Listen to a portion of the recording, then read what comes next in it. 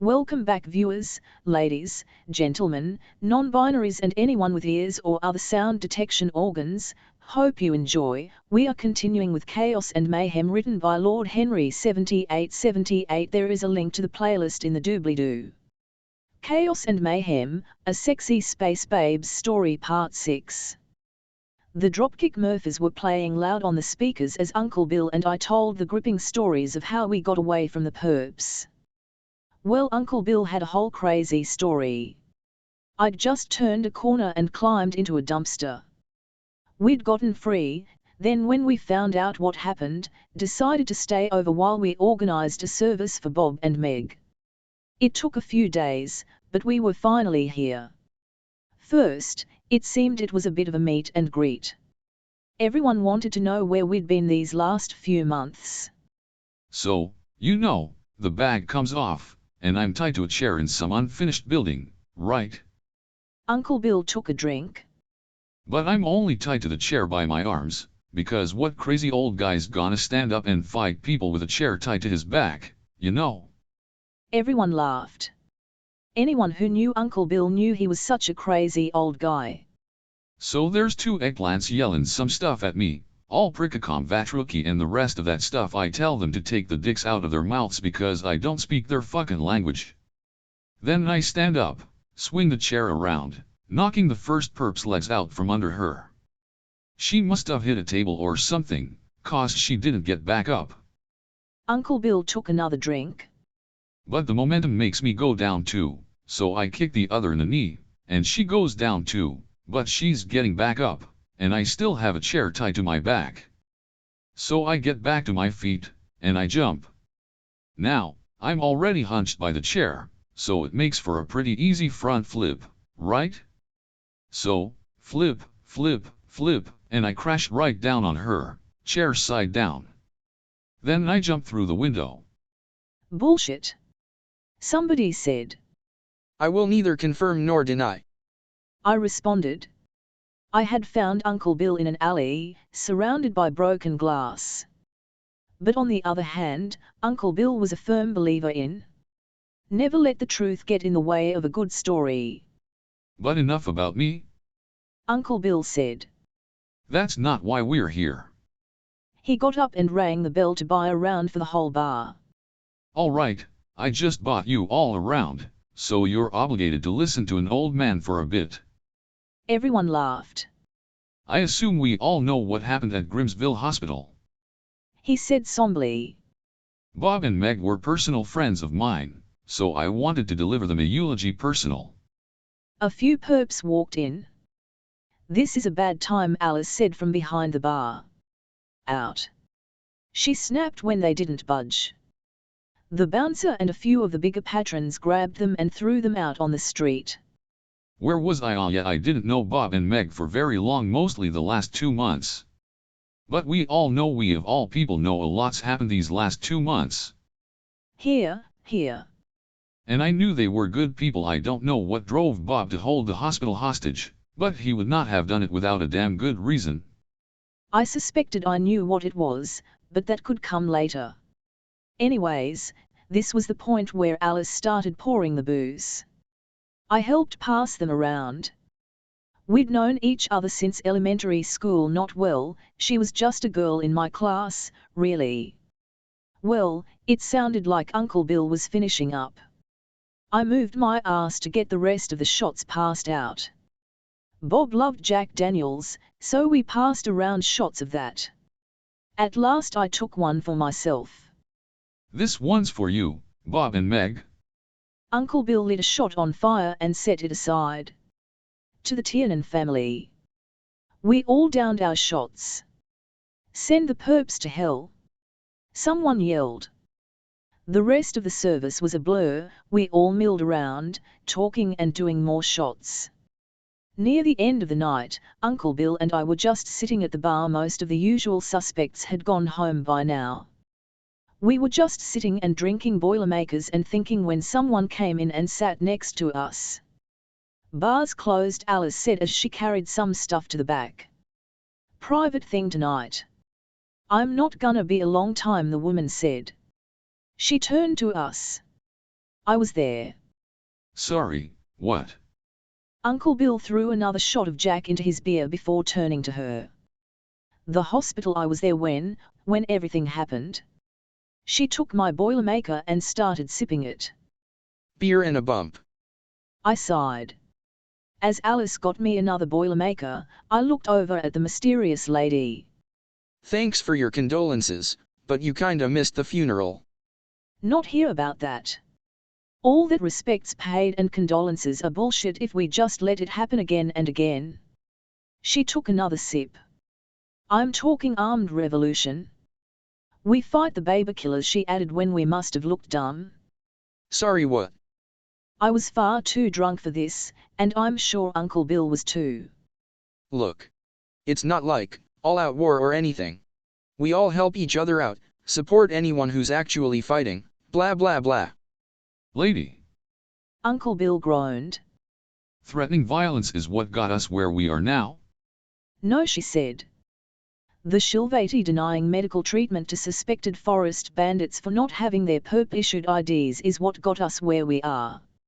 She drained her Boilermaker and told us the story of Bob and Meg, the final one, the one we'd missed while trapped in a dumpster and tied to a chair, respectively. The three of us sat there, drinking our Boilermakers. Every so often Alice poured us another. Damn. I figured. Maybe you were right. By now, I'd had so many drinks it came out as right, but the point came across. Okay, Tom, I'm cutting you off. Alice took the glass off the table. Great, can I have some water? Alice rolled her eyes and slid a glass my way. Thanks. I slammed that shit back.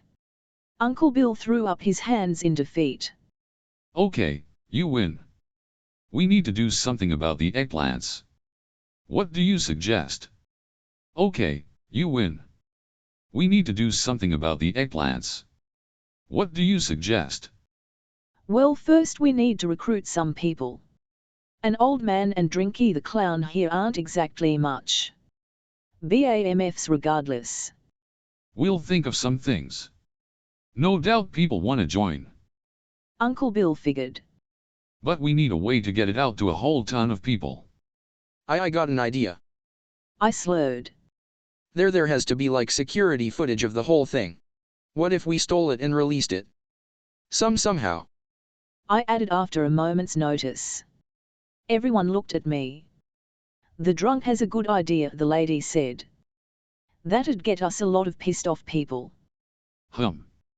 Uncle Bill observed a glass closely. But you're gonna do it, I can't. Dr. Watt-Surface looked at us both. What? It wasn't a what of complaint or anything, I was just confused. You work there, right? Like, wouldn't you blend in? She shook her head. Everyone there recognizes me. Human or Shilvati. Guess we're going to the hospital. Uncle Bill looked over at me. Tomorrow. Tom, you'd better sleep that off. Yeah. I just passed out on the bar. The next morning, Uncle Bill and I were driving out to the hospital yet again. Things, it seemed, were back to normal. Right, normal. So we parked and went in. I couldn't keep a weapon. After the events of the last few days, anything resembling a weapon was confiscated. I even had to relinquish the change from my wallet. Not that money meant much anymore. But once I was through, I grabbed the first thing I saw, a bone saw off of a cart of tools. Before anyone could see, I tucked it in my pants leg. After that, it was just a quick look around. There were a few eggplants at the door, a few harassing the doctors. Cool. None were focused on the weedy guy with the Rambo haircut and the nervous look who had a serrated blade in his pants. According to our mysterious doctor lady, I went through the first door to the staircase, then go up to the 5th floor. Uncle Bill had taught me never to use the elevator in a hostile area like this.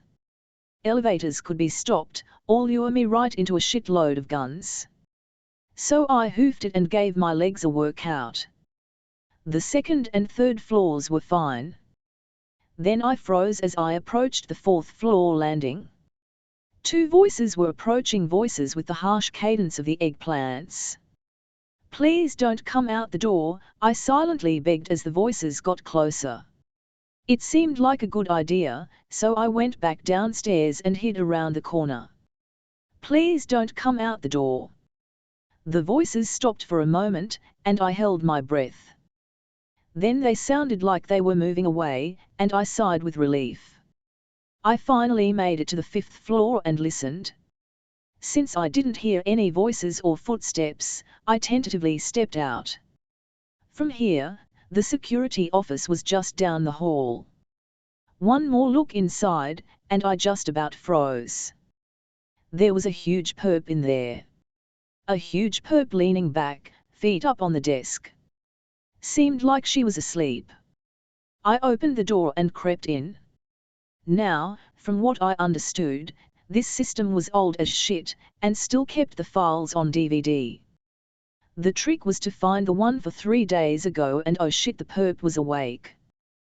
This security office was too cramped to pull out one of the huge Shilvati rifles, but that didn't stop her from picking me up by the neck and throwing me against the table. Shattered glass and TV parts rained down around me. The big purple bitch had thrown me into the screens. I scrabbled around, picking up whatever I could. There was no way I was sticking my hand down my pants for the saw. That'd be awkward. Luckily my hands closed on a piece of glass from one of the screens. I jabbed it hard into the hand around my throat. She yelped and snatched her hand back as the glass went in. I, of course, got to my feet and took the opportunity to grab the bone saw while she pulled out her knife. Now, Uncle Bill and I had figured this out while in the woods. The perps were big and strong, and this gave them an advantage. That advantage, however, went both ways. If I could get her off balance, I dropped to the floor as she swung. As the knife went over my head, I lay on my stomach, carving open the back of her leg, just below the knee. She hollered as her leg gave out, dropping and grabbing my head. I saw stars as she repeatedly smashed my head against the linoleum, but I struck with the saw again, tearing open her thigh. She changed tack, instead lunging for the alarm button. This just wouldn't do. I grabbed her, and she slammed back to the floor before she could reach the button. And now I had the advantage. Grabbing a fistful of hair, I pulled her head back, running the saw across her throat. The soft wet flesh bulged and splattered, as if it had been packed in there ready to burst. Now that the Marine was dead, I rifled through the discs. There was May 6th, 7th, 8th, perfect. I grabbed the ancient CD case marked May 9th, shoved it in my bag and booked it. And by booked it, I mean I limped off. I had another idea. I grabbed a can labeled medical oxygen flammable and held it out in front of me. That was gonna be my shield. The perps probably didn't care about collateral damage or a hospital in a backwater town on a backwater world, I reasoned, but they probably didn't want to blow themselves up either. I eventually made it back to the truck and climbed in. Uncle Bill had, as promised, kept it warm and ready to go at a moment's notice. Step on it. And with that, we were off. Who's that vet you knew? The one who did people medicine back alley. End of chapter. If you enjoyed, like, subscribe, click the bell so you don't miss any episode and do all the other YouTube stuff. Visit and support the author. All the relevant links are in the doobly-doo, and comment your opinions, good or bad. And I'll see you next time. And as usual, have a wonderful day.